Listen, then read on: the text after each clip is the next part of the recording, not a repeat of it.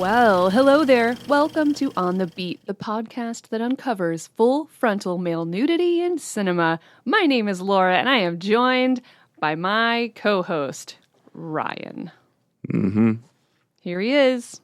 We're back. And here we are. Yeah, we're back here doing this. Here we are talking about the 1993 historical drama, The Piano, directed by Jane Campion. Yep. You're doing a voice, but I know that you like this movie, despite everything that your body is telling you. How do you know that though? You can't Because I watched it with you. Yeah, but you can't just. And you owned it before. Yeah, but you've even met. You've ruined the sense of suspense, is what you've done, or have you? I think. Have I? I don't know. You have opinions. You're a human being that can change their mind. Yeah, I guess. During the course of this episode, you might come to hate this film. We don't know. I mean, I guess we'll find out from the quality of my note-taking and whether or not the In the Cut... What other film did we cover? Power of the Dog. Oh, Jesus. Yeah, we'll see. We will see. We will see. This film stars Ryan's favorite, Holly Hunter. She is one of my favorites. One of your top ladies. Yeah. I mean, it also has Harvey Keitel, who I think is fantastic in everything. And Sam Neill, who is also fantastic in everything. Jurassic Park. Well, Jurassic Park came out the same year, right?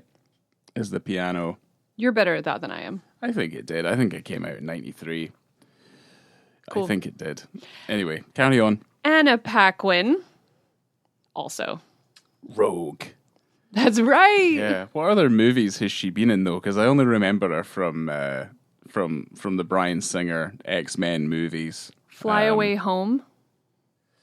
No idea.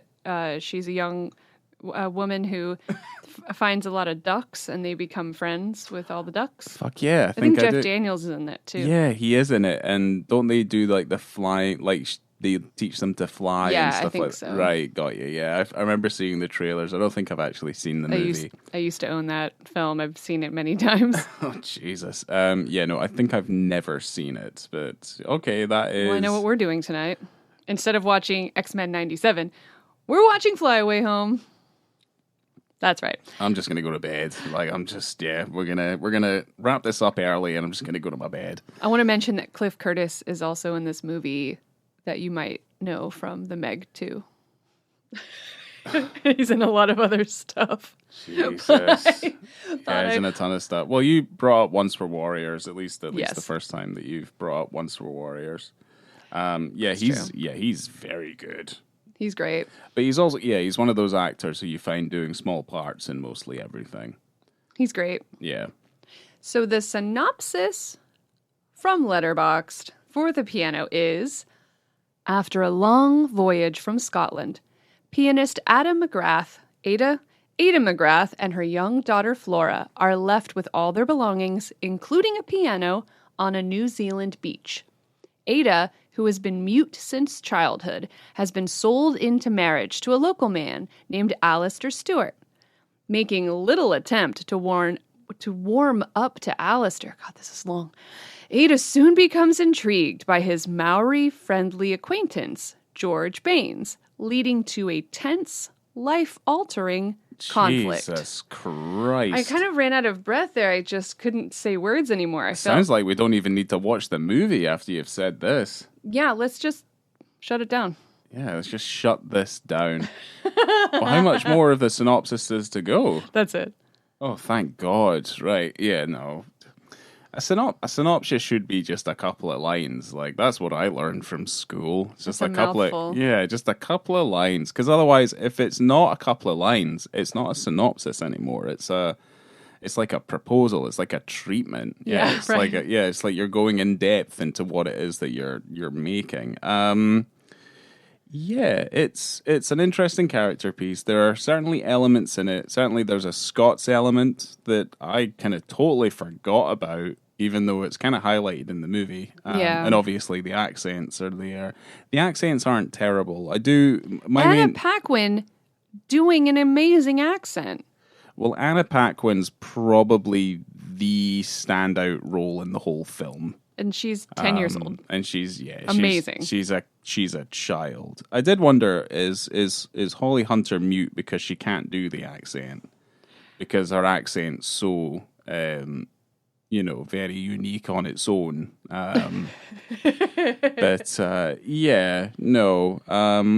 Just to kind of point out as well, Jurassic Park and The Piano came out the same year. Great. So what a great year. It was a big year for Sam. Big Sam. Love Sam. Yes. I here's the thing. Oh God. Before we got into the whole, like, oh my God, we're doing Jane Campion, because obviously, like, we did In the Cut, and we're not going to be going through her filmography because you'd have to go all the way back to episode 3 for In the Cut, and it has the whole list of everything. Yeah, because this is what is this, 77? 77. Yeah, wow, 77. We've grown so much. We have, yes, not only as people but as cinematic entities. Can't wait to do In the Cut again. In an auditory form, we're not doing In the Cut again. Yeah, we're going to do it not. Again. Nope. Yes. Nope. I put my foot down. There is hundreds of other films we would much rather do than ever touch In the Cut again. Maybe I like that movie a lot more now. I do. I'm excited. I think you're lying because that's obviously what you like to be. Like a bit of the rough. You like to be contrarian for no reason whatsoever. Bit of the rough.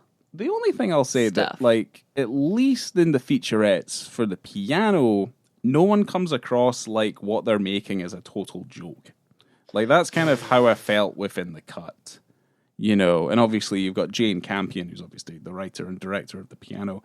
You also have Jan Chapman, which is also kind of, again, it's a weird thing where the producer is also very similarly named to the director.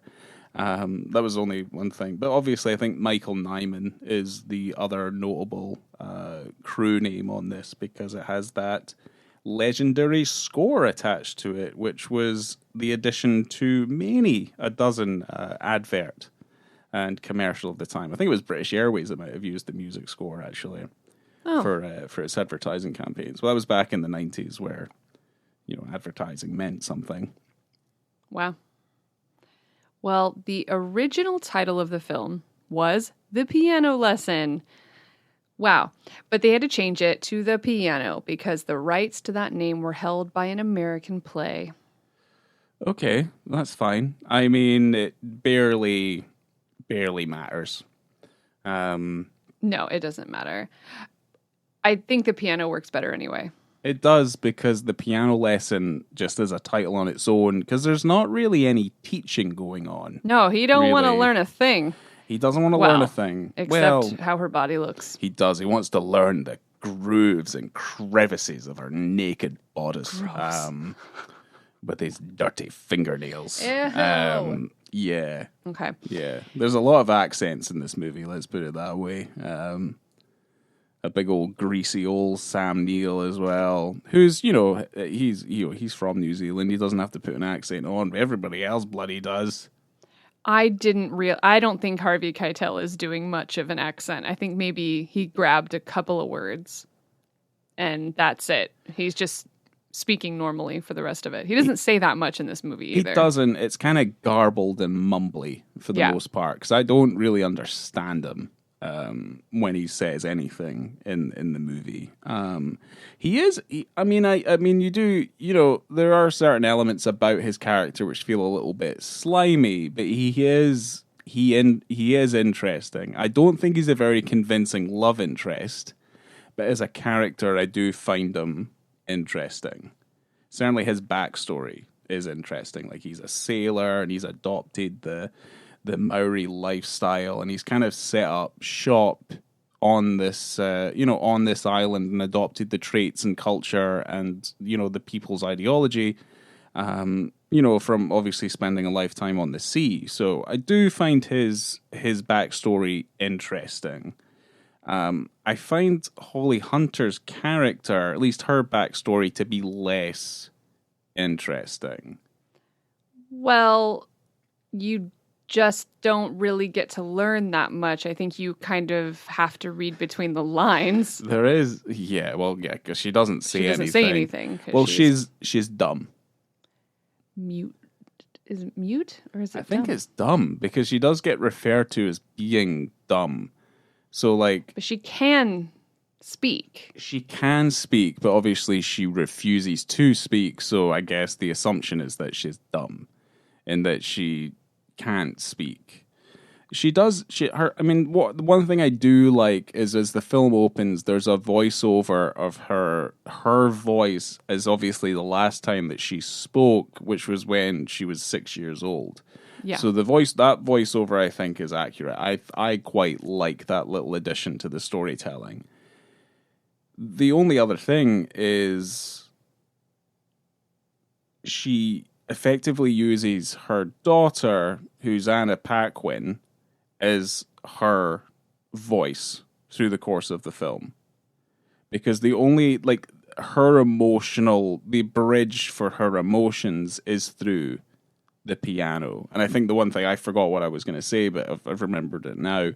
The only piece of backstory that we remember, and I'm not 100% sure if this was true or not, was that her late husband it was struck by lightning and caught on fire. Oh, that was just a story that her daughter had made up, obviously, because he was maybe a German count or something that was a pianist, and the night that they were going to get married, he got struck by lightning and caught on fire. But they were never married. She was going to get married to somebody, and he got cold feet, is what the actual story was, right. I believe. Or the story, at least, that the mom that Holly Hunter tells. But then she's married sight unseen to Sam Neill, and then obviously transports to New Zealand, all the way from Scotland. Yes. Which is a hell of a trek. Oh my gosh. No wonder she wanted to get off the boat. Yeah, because that's by ship, because God knows how long that takes. That journey from Scotland to New Zealand would take 3 to 4 months. Jeez. On a boat. So, yeah, no, I wouldn't be particularly happy about doing that trip myself. No, I don't think she was either. No, well, she's got a po face the entire time. She doesn't look particularly happy the entire stretch of the movie. No. Certainly by the time, she settles for Harvey Keitel, I mean, she basically has a choice of 2 men at that point, and she's not going to pick the guy that fucking cuts her finger off. So I think we're getting quite a bit ahead of ourselves there. Maybe. You maybe went to the end of the movie there. Oh no. We haven't started the movie. Hopefully you haven't listened to this episode without watching it, because that would have been a spoiler. But you should know by now. I'm going to go back.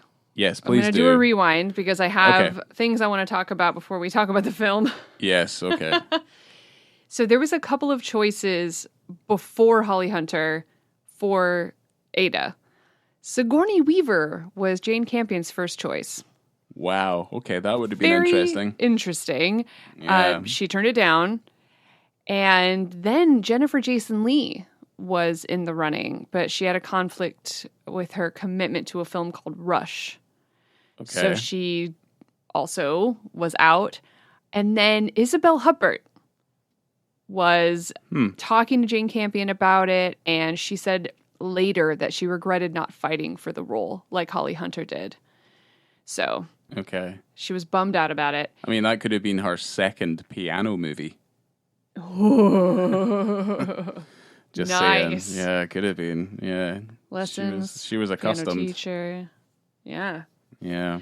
There were 5,000 girls who submitted tapes for the role that Anna Paquin ended up getting, which is an insane amount. And Sam Neill was offered the part. He was offered the part by Jane Campion, offered the part of Stewart. But he thought he was a better fit for Baines, which I think I mentioned while we were watching it. I think I would have liked to see Sam Neill in Harvey Keitel switch roles, but then I think that's too easy. It's maybe too obvious, because Harvey Keitel isn't the natural love interest.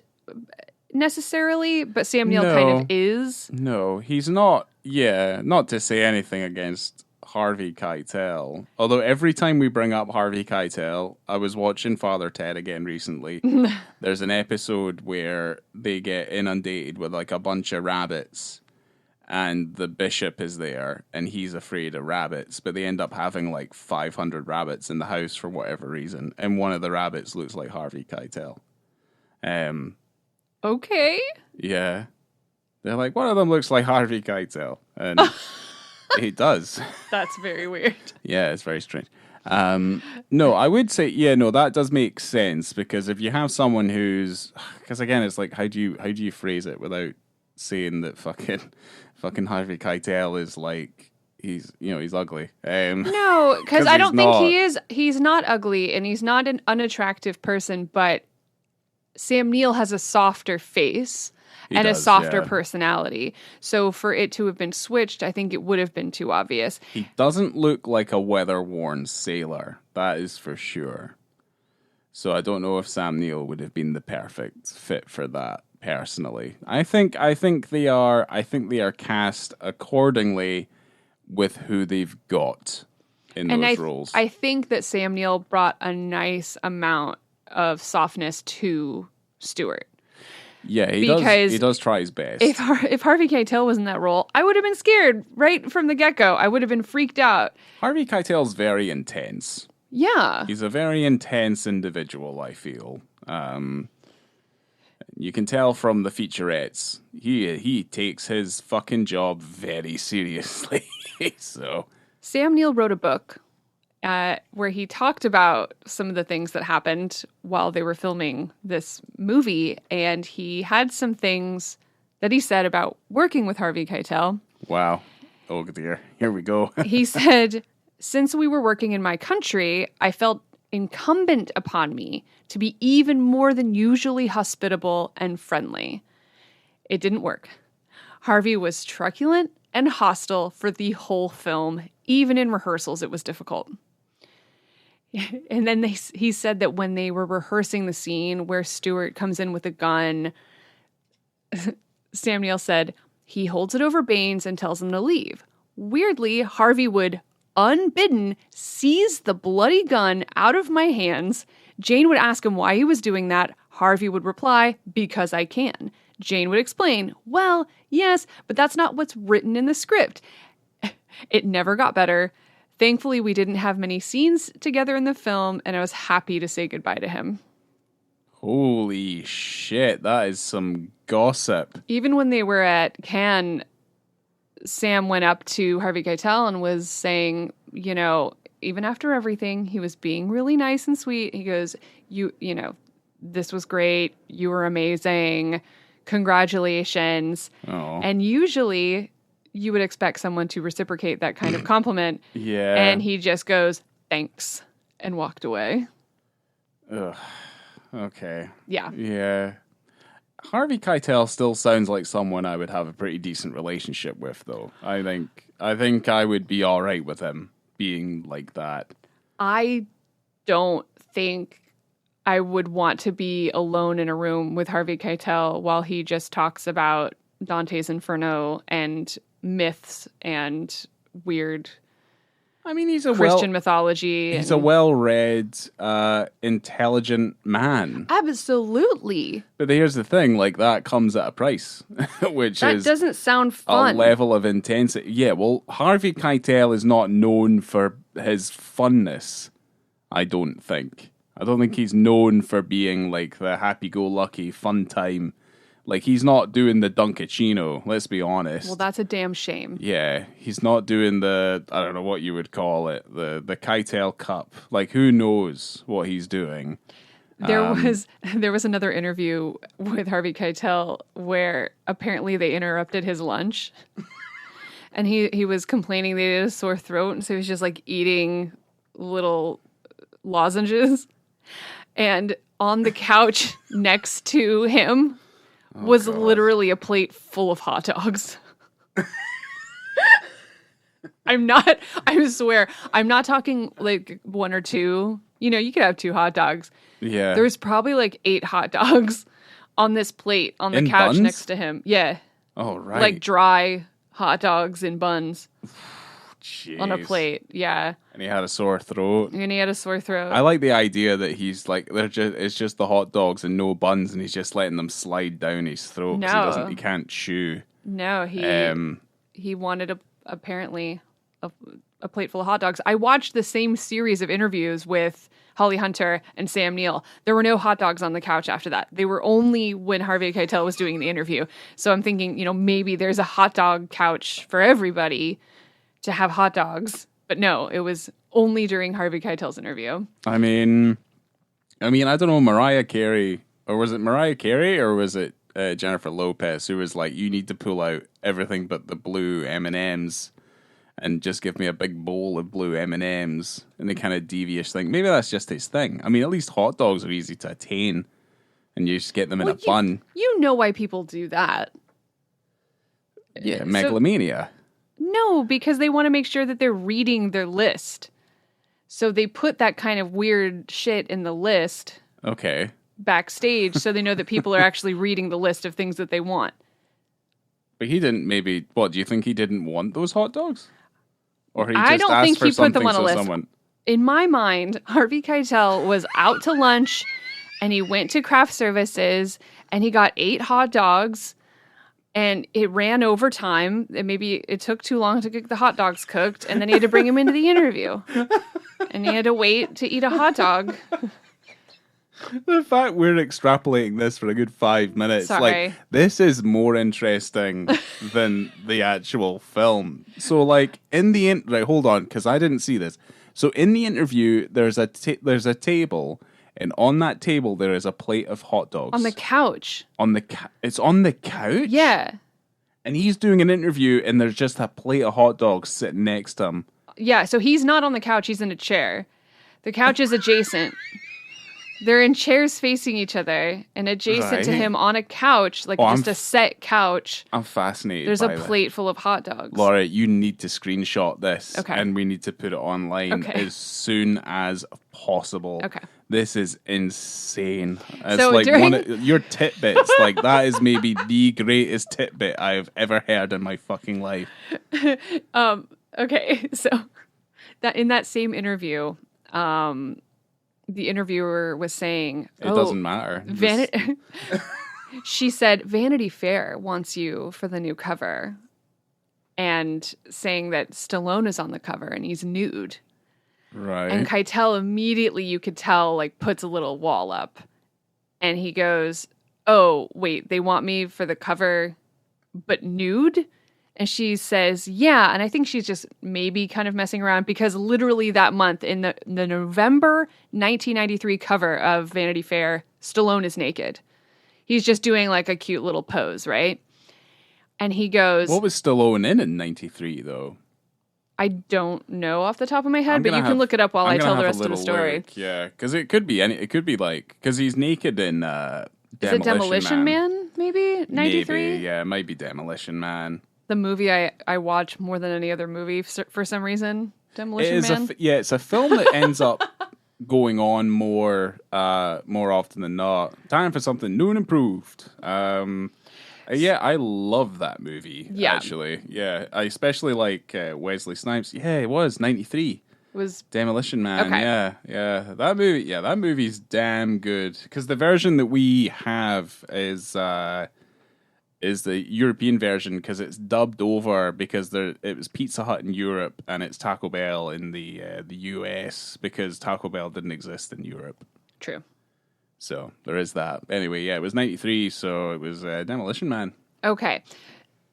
So to wrap that up, Stallone is nude on the cover of Vanity Fair in November 93. The interviewer's kind of making a joke that they want Keitel, because he's naked in this movie, to be on the cover, right? She's just making a funny.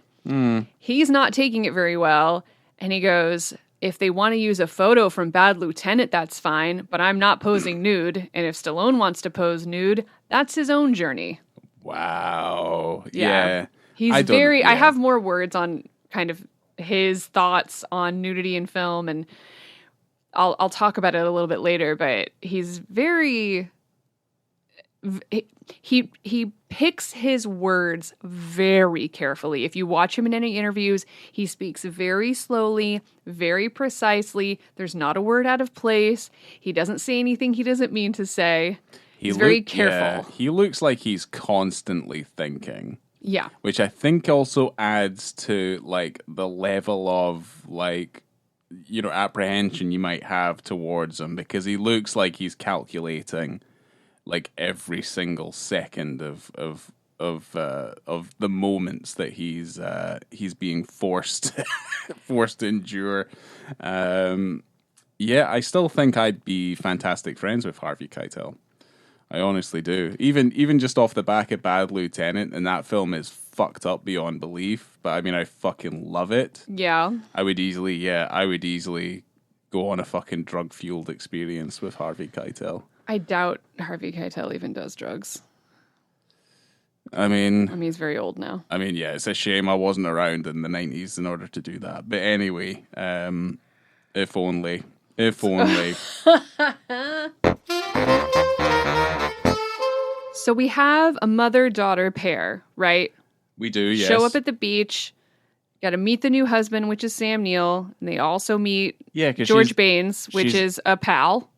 I guess he's like the cohort. Like he's like the concierge, effectively, between Sam Neill and the Maori people. Yeah, because he rocks up full Maori style. He has the traditional permanent markings. They're called mokos on his face. Yes. And he's integrated and made friends with the Maori people. So yeah, he's the go-between between... He's pretty much the go-between. But the thing is Sam Neill... The white colonists. Yeah, Sam Neill is effectively a white colonist, and he's looking to try and buy up as much land as he possibly can. They are having trouble getting the piano, her beloved piano, off the beach because it's heavy, and they have to go through the New Zealand bush to get back to where Sam Neill lives. Yeah. And they can't get the damn piano, even though literally the thing she loves most on this planet, probably possibly more than her daughter. Yep. Yeah. She loves her daughter, don't get me wrong. And Anna Paquin is adorable and wonderful. And like we said before, doing everything right. It's her voice, yeah. She's the voice of the mother. So, and Holly Hunter did all of the piano sequences in this movie. Did you know that? She's been playing since she was 9 years old. Oh, well, yeah. I mean, well, then why wouldn't she be a great fit for the role anyway? Exactly. Just on that basis. Well, no, there's not... Here's the thing. That's a gripe. Now that I know that, why is there not any more kind of wandering shots of like actually showing her playing the piano? You're not wrong, because in the beginning, even on the beach, and she's playing and she's really going to town, it doesn't look like she's actually playing. It's edited as if it's like a stand-in. I do think maybe it has to do with the fact that, you know, the film is set in 1850 and the piano is from that era. So it's an age-appropriate piano, but because it's 100 years old, more than 100 years old, it doesn't actually play properly. So the music that you're hearing is obviously not from that piano. So maybe it had something to do with that, question mark? I mean, if you hit the same notes you overdub it anyway, then okay, you're right. Yeah, why is that a concern? That's a poor choice. I was trying to fix it and I didn't, and you're right. I'm sorry. Yeah, no, I think if she's capable of playing the piano, and you should be using long shots of her actually playing that piano. You do see it a few times, but you're right. It's unforgivable. Oh, shut up. You're just trying to find something to be mad at. No. I'm just saying. So, right. So it gets to the point where they can't get the piano off the beach. Sam Neill is uninterested in getting the thing off the beach for whatever reason. Which is very odd. It is odd. His whole thing is about trying to establish a connection between himself and this woman who has been forced into marrying him. And he doesn't seem like a dirtbag person. He seems he's really trying to take it slow, and he's really trying to understand her and what she needs and take his time with her so that he that she does come to understand him and like him and potentially love him. He is trying to be a good person. But the one thing she really wants, and she says it over and over again, the daughter says it over and over again, she wants her piano. She just wants her fucking piano, dude. Like, and he won't do it. Yeah, it's like I know it's going to be hard, like picking it up and carrying it over there, but for the love of fuck, like just help her out. You know what I mean? Like, get her the piano, and you might get some ass out of it. Yeah, that probably. There it is. I mean, that's it. Yeah, it's easy peasy. The person that has the piano gets ass. Yeah. He does. Or gets his man titties sucked. Jesus Christ. That's certainly something that happens in this movie. Yeah. Wow. Okay. Well, yeah. If you have the piano, you have the power. You do. You have the sexual power. That's right. Yeah. So who gets it? Baines. Yeah. Mr. Baines Keitel. gets it. He trades 80 acres of land for the piano, even though the piano, like, anyway, it's not his to give. No. But whatever, it's fine. He gets the piano and wants quote unquote lessons from Ada. What was the point where he says he wants to do things while she plays? Yeah. And I looked over at you because I haven't seen this since I took film classes in junior college. I'd only seen it once before. I was and like when 20 he did, years ago. Yeah, when he did say that, I was like, is he going to start masturbating? Yeah. While she's like I want playing. to do things while you're playing. Yeah. Playing some tunes. Yeah. I mean, it doesn't not happen necessarily. So this is where, like, in terms of the storytelling, this is where I'm like, there's this kind of blackmail Absolutely element that comes into the film. Certainly from a woman who's not able or unwilling to communicate her actual feelings. And the thing is, at least like, verbally, she can definitely communicate. Let people know how she feels. This is also a man who he can't read, so she has a notepad around her neck. So even if she does that, he can't fucking read. Right. And her only sounding board Correct. is her daughter, and obviously she doesn't want her daughter in there because, as you know, as we soon come to find out, they start having carnal relations with each other. And the thing is, when it gets to that point, it's kind of, you're like, I'll give you 5 keys for this. And it's like, if you lie with me naked, I'll give you this many keys for this. And it's kind of slimy. It's a little slimy. You don't see him nude when he dusts her piano, right? Like, you don't see him full frontal, but you see him naked. Oh, he's definitely naked. He is naked. Yeah, he's naked when he's dusting that piano. Yeah. So you know exactly what his motives are for having... I mean, it's as plain as day. Like, it honestly couldn't be any more. He does explain it pretty much. Yeah. But then it just progresses from there. You know, he wants to do things while she's playing piano, and then he starts touching her, and then he starts asking her to take bits of her clothing off while she's playing, and then he doesn't really want her to play anymore. But there's that point where she's over there. Her obsession with the piano and her attachment to the piano completely clouds her judgment to the point where Sam Neill is a complete and utter afterthought. You know, she's not giving him any attention whatsoever. She doesn't give him a chance in the beginning, middle, or end. At no point does she give that man a chance. And he isn't as disgusting as you would have expected being in that role, you know, as she's the unwilling wife to this guy. But he does eventually kind of force some things on her that does make him... He inches closer and closer and closer to being horrible. Okay, but we're not there yet. But she's not giving him a chance. But she goes over to Baines' house, and she's playing piano. That's all she wants to do. Yeah. And he doesn't want to learn. He's not interested. he keeps asking her to lift up her skirt higher and lift it up higher and lift it up higher. This poor woman just wants to play her piano, okay? She just wants left alone to play her piano. And then she's got a hole in her, like in her stocking, right? And he just gets on the ground and he's rubbing that hole in her stocking. And it's 1850, right? He lives in a cabin. There's no running water out there. He's filthy, okay? He's got that filthy little thumb rubbing her leg, and it just made me feel sick. And I know that that's the intention of that. I know the intention of that is to be very sensual and erotic, and it's supposed to show their connection and getting closer, but I couldn't stop looking at those dirty little fingers. Yeah. I mean, here's the thing. Like, it was lost on me. I'm sat at a table right now. I would be a little bit freaked out if I looked under there and Harvey Keitel was there. I don't want Harvey Keitel anywhere near me. I'm sure like he's I don't know if he's a nice person. I've never met him, so I can't say. Ah! Are you checking for him? Harvey! God, he'd better not be in this house. Oh, it'd be awesome if he was in this house. It'd be great. I'd be like, Harvey, do you want to get fucked up?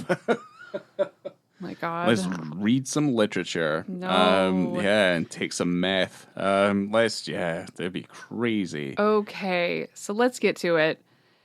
At about 59 minutes and 20 seconds into this film, we get a penis scene. Here we go. He completely undresses. You gonna yawn? You gonna yawn that? Yeah, I did. Okay. I'm tired. I'm a tired boy. So Ada comes over to play the piano again. And Baines is all butthurt because he saw her holding hands with her husband. Yeah, I saw this. Yeah. And there was a school play or a church play. Yeah, he's acting like a baby. He's all whiny. Yeah. He says, play whatever you want.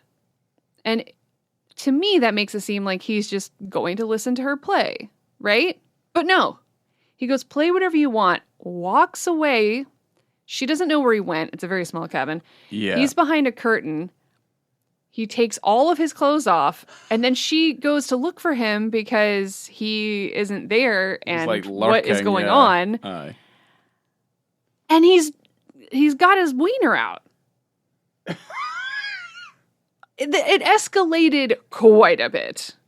You know, there's a lot of scenes of her playing piano and him getting touchy-feely. And and you can tell over time that she's not against it completely, but it is uncomfortable and she doesn't know what to do because she is married to a man she's not giving a chance at all to this guy, but there's something about George that she's interested in, right? Because at first you go, he's blackmailing her, he's being really creepy, but she could have left, right? She could have done something. But she is getting, her feelings are softening towards this man. She is, yeah, but she's also like, she's there with the expectation, the promise of getting her piano back as well. So that's where the blackmail comes in. That's where everything gets a little bit murky. For sure. Yeah. Certainly when this happens and she looks past the garden and is like, oh. She could have left. She could have done a lot of things, but she didn't. You can tell that she's not against the situation because he asks her, because there was the moment, right, where, you know, how many of these piano keys, right, am I going to give you? It's kind of a weird thing. Like, every lesson was supposed to be one key on the piano, right? Yeah. But then she was saying, well, only the black keys, which is, you know, less than half of all the keys on the piano. So she has to do one lesson for every black key, and then she gets her piano back. Yeah. That's the game.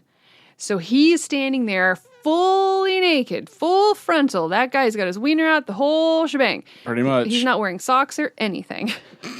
Okay. Okay. Yeah. And he asks her, how many keys is this going to take? Because he wants her to lie down with him naked. And she says 10, which is a lot of keys, but she could have said all of them. She could have, yeah. And he probably maybe would have been like, you know, all but one or something, but yeah. Maybe had a little negotiation, but yeah.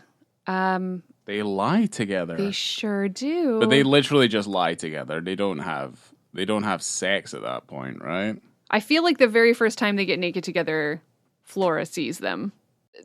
There's a 1,000 little holes in the wood of his cabin, so anyone can really look in and see what's going on, even if you have the door locked. Shit, yeah, because it's and not. They do. Yeah, there's no insulation or anything. I can't remember. There is a moment where she goes back, and then they have a full blown sexual encounter. Yeah, but that only happens the once because it either happens here or it happens after.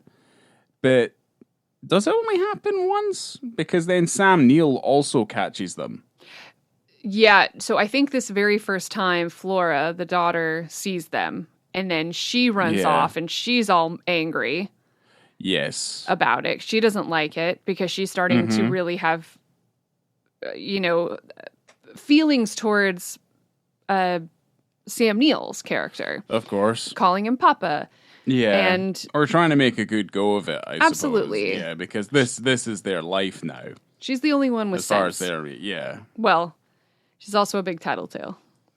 She's a fucking because snitch. after that whole, she catches them naked together, even though, her mom doesn't know, Ada doesn't know, Baines doesn't know that they were caught, right? So do you remember that scene where when Flora's in the woods with all the kids, with all the Maori kids, and they're like humping trees and kissing the trees? They are, yes. And then Stuart's like, don't ever do that again. And that's how he kind of figures out that maybe something is up. So he goes to check on them again. He goes to Baines's cabin and... Well, Stuart's busy hanging out with New Zealand's answer to Guns N' Roses, because there's that guy that looks like Maori Slash as well. Yeah. And he's out there dealing with these punks, so to speak, and, his wife is, getting busy with old Sailor Boy. Yes. Yeah. He is not best pleased. Let's put it that way. And he kind of continues to not be best pleased. As much as, his emotional arc kind of goes in peaks and troughs and he thinks things are getting better, they really aren't. No, she's distancing herself more and more because he really isn't that interested in getting that piano back. No, not really. So, Holly Hunter said regarding kind of the nudity, because that, that's what people are asking about. This was Holly Hunter's first nude scene in a film. Obviously, it was not Harvey Keitel's. But they asked her kind of about, how was it on the set and everything. And she said, we were all really unhesitating, me, Harvey, and Jane. We talked about it a lot and joked about it a lot. Jane and I would figure out what it is we wanted to do, like in the love scenes, and then Harvey would come in and say, hey, I'm not doing that. I want to do this. So it was kind of fun, she said. Okay. But Harvey Keitel, regarding nudity in film, he says, I never do naked scenes. An actor does not do nude scenes. I told a story, and it's my obligation to tell that story as honestly and as deeply as my ability will allow me. He said actors create events and stories. It's up to their conscience and artistic tastes to render those events in whatever way they think is right. That's right. All right. So good for you. And every time someone asks him, he basically says the same thing. He goes, I don't do it. I'm an actor. I think I could still be very good friends with Harvey Keitel. That's fine. I still think at this point, I could be friends with Harvey Keitel. It's interesting because there's a lot of kind of journals and articles about this movie. This movie's pretty popular and fairly well regarded, but there's a lot about the female gaze being quite prevalent in this film, which makes sense. It was written and directed by a female. Of course. The main character is a female, and it's her, kind of not really choosing between two men. She's not interested in one, and she's interested in a different one. Yeah. But you can kind of see how the camera kind of lingers on Baines, especially like when he's dusting the piano naked. And, you know, the little finger rubbing the hole in her stocking, just like this very, they're putting him in a very, very sensual light. They are definitely putting him in a position. Like, that does not happen with Holly Hunter's character, with Ada at all. No.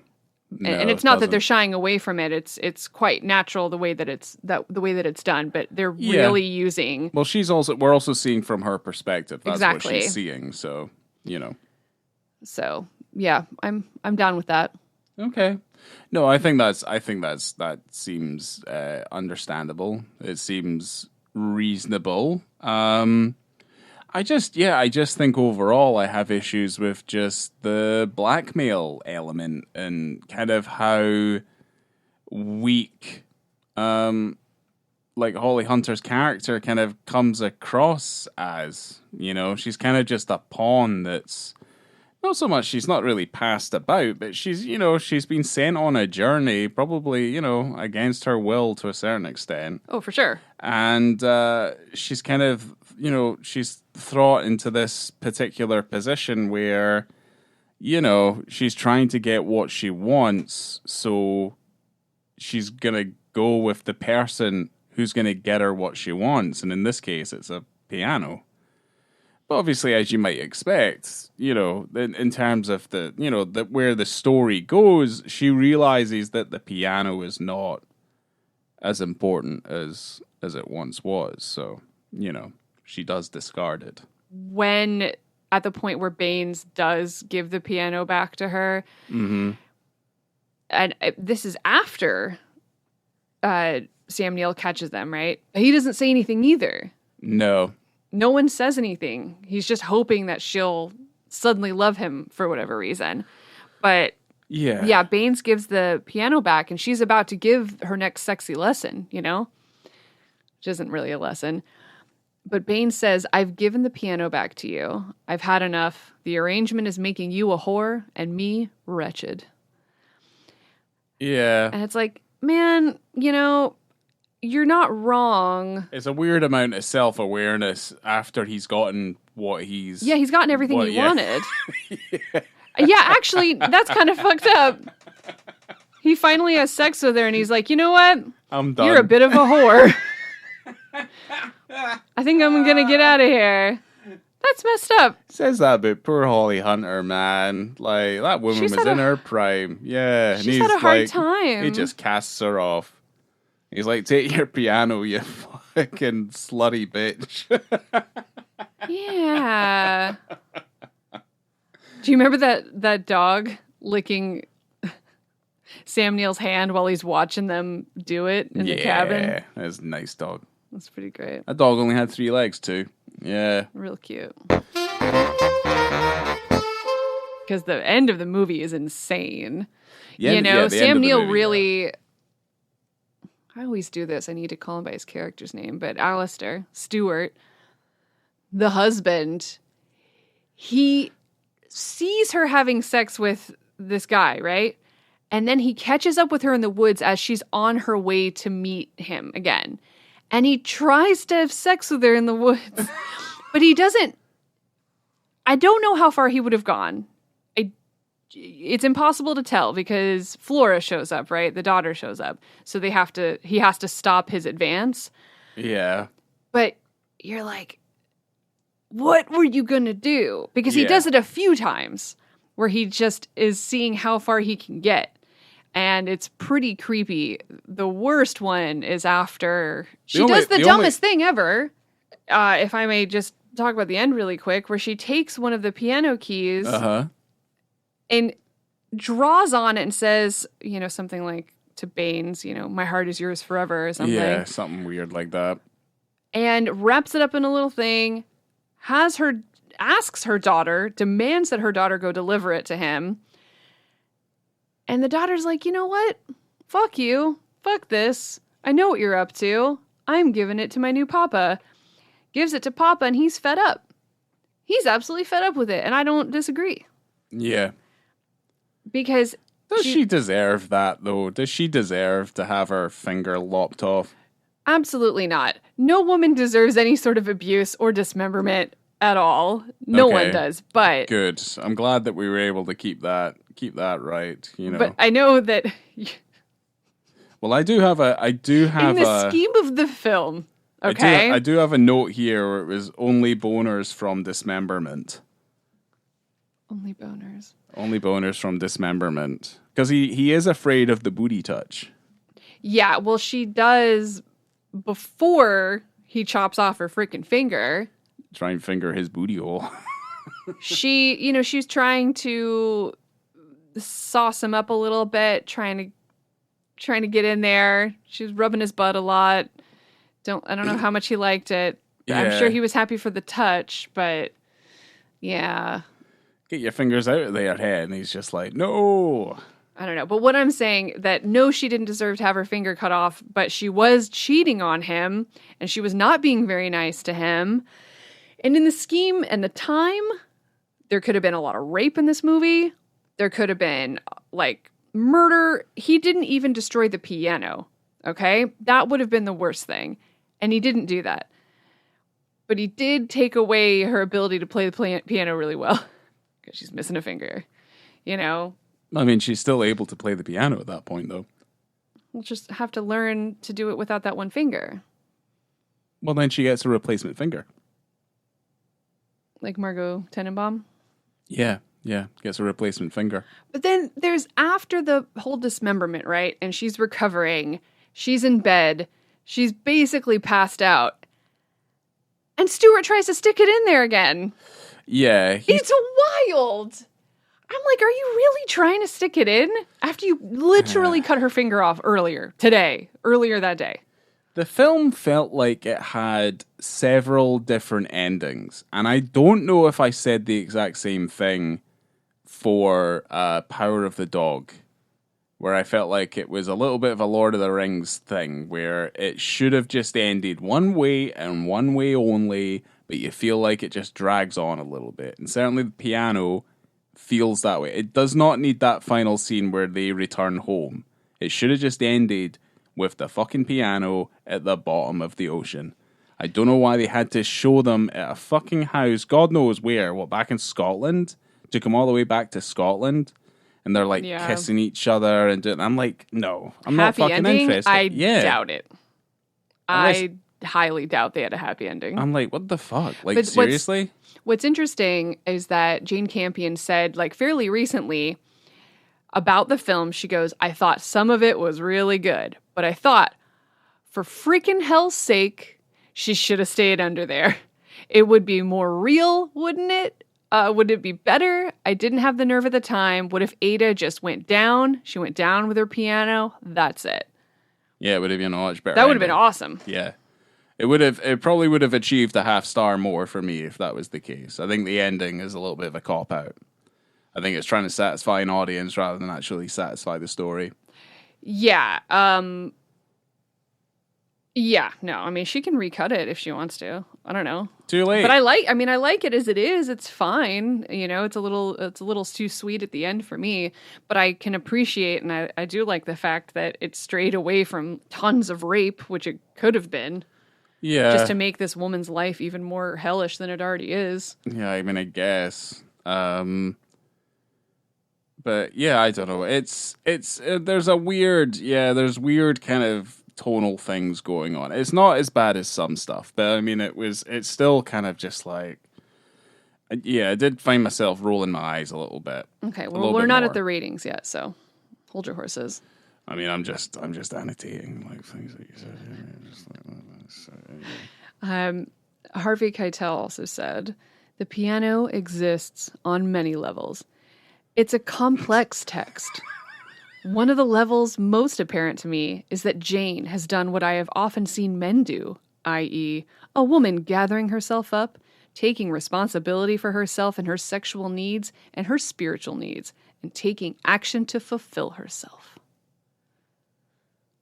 He said that a few times where he calls Jane Campion a goddess, says that she does something that men could never do. She put a woman in a situation that men are usually in, where you got a man and he's got to choose between two women. But no, Jane flipped it.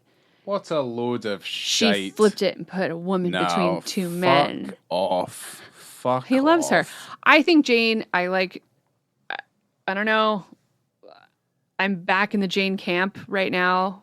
Never less the Jane camp, right. Laura. For God's sake. I'm not a Jane champion necessarily, but I don't dislike Campion. I like this movie a lot. So, all right, yeah. I mean, I think, yeah. There's a lot of praise that gets thrown around, and I just don't know how founded it is. I feel as though, and I think a lot of people probably feel this way, that Hollywood, as the entity it is championing a very small selection of female filmmakers. Big time, and you can't even count how many there are, and amazing ones as well, that they've got their handful of women. They're like, yeah, these are the chicks. These are the ones we'll deal with. Yeah, we can't which is insane. We can't risk having any more. Right. We can't have the women take over. So no. But there are. Here's the thing. There are so. I said this before. There are better directors than Jane Campion. Of course there are, but female ones. Yeah. Yeah. Yeah, there are, but she's allowed to have the accolades and the praise.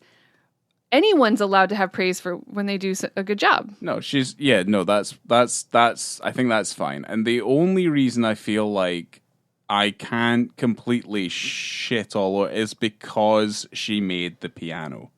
The Piano is not a bad film. She wrote this as well. Like, it's great. It's a weird movie, and it's great. Yeah, but she's also written most of her films, Laura. Well, this one's my favorite one. I mean, she's also written In the Cut was obviously an adaptation of a terrible fucking book. And, she's basically written most of her material that she's committed to film. So there is that. But, she will probably, within the pantheons of cinematic history, she will be remembered primarily for The Piano. Of course. This film was the highest grossing New Zealand film of all time, and it surpassed the former highest grossing film in New Zealand, Taste. Foot Trot Flats, The Dog's Tale from 1986, an animated film based on a comic strip about a farmer and his sheepdog. Oh, wow. That with sounds a gross of awesome. 3.8 million New Zealand dollars. So Bad Taste didn't. No. No. I don't think that's weird. Yeah. As you all probably know, as we do, many, many accolades were thrown upon this film. In terms of Academy Awards, it won Best Actress, Best Supporting Actress, and Best Original Screenplay. Yes. Anna Paquin became the second youngest person to win an Academy Award after Tatum O'Neal won for Paper Moon. If you want to read some weird stuff, just look up Tatum O'Neal online. That poor woman. Yeah. BAFTAs won for Best Actress, Best Costume Design, and Best Production Design. And it won the Palme d'Or. Yeah, that's the main one. Yeah. And Best Actress at Cannes. Jane Campion was the first female to win the Palme d'Or, which we probably talked about before. We said that in the first episode, yeah. But, it's worth mentioning again. Ratings. Unless you have anything else to bring up. Well, Julia DeCurno was the one that followed in her footsteps and won the Palme d'Or for Titan, when we mentioned that before. I just want to keep on mentioning to people there are other female filmmakers out there. You just don't have to fucking pin your horse to this one. Oh my God, calm down. Ratings. So you want to talk about the scene in general? Visibility and context, of the penis scene. I mean, probably like a 3.5. Because this is not the strongest of my Harvey Keitels. Obviously, Bad Lieutenant's up there. You just wanted to see him cry a little bit more in this film. He only cried a wee bit. Yeah, he did a wee bit of crying when he finds out that her finger's been lopped off, and he's like, he does that thing that he usually does. He's overwhelmed with fantastic emotion. But yeah, no, I give it like a 3.5. I think like contextually, Yeah, and it's also it's a weird moment where he's like positioning her and stuff on the bed, and it's like, Yeah. this is how it's yeah. So it's kind of Creepy. yeah. I mean, I guess it depends on who you are. You might be like, wow, that's the sexiest thing I've ever seen. Well, what do you mean? I do that all the time. But no, it's it's odd. It's inappropriate. But again, it's Harvey Keitel, so I'll give it 3.5 because I don't really want to kind of delve too much into it. It's kind of just, it's one of the watershed moments of the story. But like I kind of feel like I don't want to over-explain it to death either. So, Okay. I gave it a 4.5. the scene, Yeah. okay, Well, in terms of visibility, totally. it is a little It's- dark. It That's is a not little too dark. Yeah, it feels It's a little not too dark. Okay. And Harvey, for an actor who doesn't get naked, you know, He's known for getting his naked. his characters tend to get naked quite a bit, and this is no exception. Obviously, he gets out there. He is telling the intensity of the story. He himself is not naked. That's absolutely correct. It is the story that is naked. It is laid bare there in It front is of you. his obligation to tell 100%. that story honestly with his penis out, and it is. Because he ain't no liar. Oh God, I don't know. The more because the characters that Harvey Keitel plays happen to get naked quite a bit, we're gonna have to talk about him more, and I'm just gonna learn more weird stuff about Harvey Keitel that Honestly, can't fucking wait. I'm not interested in. Love it. He is getting weirder and weirder the further we go, and I don't know how I feel about it. It's Hollywood, Laura. They're all fucking sickos and weirdos. Oh my God. They're all weirdos. It's great. That's why we love it so He- much. He disrobes, you know, in terms of context. I want to look at this through more of the female gaze. Harvey Keitel is not my preferred person to gaze upon necessarily. There's nothing wrong with him. It's just, I think him as a person is just clouding my judgment. Let's just take right now. a minute to admire Laura walking on eggshells, trying to make sure trying to that be she nice. doesn't. Because she doesn't. Because it has say nothing to something. do. It's just in terms of you're putting a female gaze on this, and I think it's amazing. I think it's great. We don't get it as much as we should because it. I think that it was handled really well, and I think that Jane Campion did a great job of really putting those scenes in a way that a lot of people would maybe find sensual that I didn't. Okay, but I can appreciate it for what it is. 4.5. The whole positioning in the bed was weird, you know, but it is awkward. You have a woman who has been sheltered, who had looks like she had a kid out of wedlock. She's definitely done this before because she has a kid, but she's discovering herself. She's discovering her sexuality. She's discovering her sensuality through this weirdo in the woods, and she's into it, and I should be into it too. That was something to watch. Oh God! You fucking spin this yarn the Moving way on. you spun it. That was fucking phenomenal. Oh God, I wish this was a video podcast. That was I couldn't honestly even look at you. I was smiling so hard it's hurt my jaw. It didn't help all. Like that hot dog interview I watched did not help how I feel about You Harvey are Keitel. the biggest bullshitter I've ever met in my fucking life. Thank you. You are lying to all of these listeners. I'm not. I appreciate Harvey Keitel. I'm glad he gets naked. I think that it should happen more often. And he is an honest actor. He might not be a nice person, according to Sam Neill.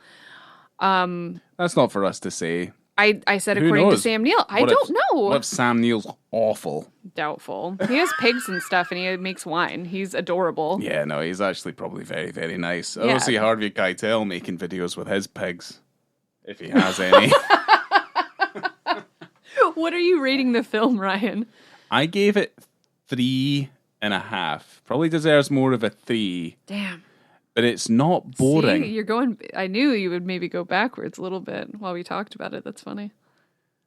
Well, yeah, because when we start to break it down and we really kind of get into the meat and the potatoes of it, Hey, yo. you know, you kind of, I'm like, because for something, I feel, here's the thing. When Oh my god. when I found out about the piano, That's your tagline. that's when I found out about Jane Campion, and she was just like this darling of cinema. She'd made all these award-winning short films, and then she has the piano, and you look at it, and as a young aspiring filmmaker, you look at it and you're like, oh my god, it's so beautiful. Just the way that this story and then when you kind of really think about it and you watch it and you look at it, you go, I don't know. I don't know about some of the stuff in this. It's not terrible, but I'd say it's like a 3 or a 3.5. It's our best film that I've seen so far. But yeah, I have questions, you know? Like, I have questions about it. I knew we were going to do the piano, and I watched Holy Smoke a couple weeks ago, which is another Harvey Keitel movie with Kate Winslet. Have you seen it? It is weird. It's really weird. It's very orange. Yes. Yeah. It's very orange, which is fine, but it's a very strange movie that is kind of gross as well. Well, there you go. It's way grosser than this. This movie is trying not to be gross. It just happens to be. Yeah, this film's trying to be, at least this film's like, it's trying to be like a romance in a kind of classical sense. It is. It's still very 1990s. You know, and that's totally fine. I don't have a problem with that at all. But yeah, okay. I think in comparison to a lot of films that were coming out in the 90s of this kind of ilk, it's very original. Like it stands out a little bit. But yeah, certainly you're looking back on it, it's slightly different. At least from my perspective, you know. I didn't think I would like it as much as I did. I was kind of hoping that I would have loved it, but I'm kind of somewhere in the middle with it now. Okay, so I didn't even get to it. I gave it a 4.5. I complained a lot during the movie. I was yelling a lot. I don't think disingenuous. I don't really fully understand. I know why. it is weird, but I did like it a lot. You've rated this film that you were complaining about so much to almost a near perfect score. I know. Maybe it is more of a 4, but I watched it, and even though I yelled a lot and I was asking a lot of questions and some of it annoyed me, but overall, like the feeling throughout, it is not boring. It does not feel long. It is incredibly interesting. Maybe that extra half star is just because Anna Paquin is fucking incredible as this little kid who's doing a pitch perfect Scots accent. But I started at 4. It went down, and then she gets a star just on her own. Yeah. For Anna Paquin. So she's amazing. Without her in it, the film's a 2.5. It also only has like a 3.8 or 9 or something on Letterboxd. I think it's a good score. It's a decent score. I think anything that is revered as a classic on Letterboxd has to have a 4 and over. Well, you know, you're not helping. Bump it up. Well, I'm being honest. I'm being honest with myself. If there's anybody out there, and I do have my detractors, like, if there's anybody out there that has a problem with the way I rate things, then... oh, well, that's no one's business. Deal with it. I can give you crap because we do this podcast together. Absolutely. No, because you think I'm being disingenuous and I'm just hating things for the sake of hating things. No. That's not what I'm saying. I'm just saying if you want to bump up those numbers, and I'm just saying you can. I would watch this again. I'm a harsh critic. I would expect people to be harsh of my stuff as well. I was feeling fine and feeling great when I rated it, and I still feel great about it. I liked it. 4.5. Last time I watched it was in film class 20 years ago, and I remember being in film class and seeing a penis, and I was like, cool, this is awesome. And it really, like, I remembered that so hard in my brain, the piano I remember the beach, and I remember that dick. I didn't even remember Sam Neill is in this movie until I watched it again. And I go, holy shit, that's awesome. If only I do remember the piano had a penis in it. And it's one of the few films that I do remember having a penis in it. Yeah, because it's like, whoa. When he's wiping that piano down, you're like, what? I thought that was another scene. I thought that was this scene. Yeah, but and it I isn't. was like, it's not. It's and that's great. Disappointing. I loved it. Yeah, he did a very good job of making sure that narratively his character story was not showing more than it needed to. I kind of feel like maybe that's how I should describe these moments the entire time we do these episodes. Like, maybe. What a word salad that is as well, though. It's like he basically could have just said no. You know, he could have just David Lynched it and this just been is- like, no, I don't this need to is a- tell you anything. this is a great opportunity for future merch for our podcast, actually. Like Super Yaki has those funny bumper stickers about the mummy, and maybe we'll just have a long-ass quote from Harvey Keitel talking about how he doesn't get naked in films. I would have that on a t-shirt easily. Like, that is something I would just have on the front in small lettering so people would have to read it. All right, watch out, everybody. If you want a bumper sticker, send us a message and maybe we'll make some. Or like that long quote is like in a drawing of his face and his mouth, and that's his teeth. Wow. Okay. Well, you're the designer, not me. In the Bad Lieutenant pose. Oh my God. From my favorite shot of any film, really. If Stallone wants to do that, that's his own choice. All right. Stallone's like, what's his like, what fucking the fuck problem? is going on? What's his fucking problem? I was in Demolition Man, goddammit. What do you mean? I don't understand. What was the problem? What do you mean? I'm just not very fair. I'm a star. All right, coming to you from a small cabin, naked in a remote part of New Zealand, I have been Laura. I've been Ryan. Yeah. What are the three seashells? They're for gripping the poop out of your asshole, which is so impractical, because for one, what if you had a soft poop? Hopefully they have a bidet. There's no such thing as that in the future. No. They're not even allowed to curse. It's fucking... Murder, death, kill. It's stupid.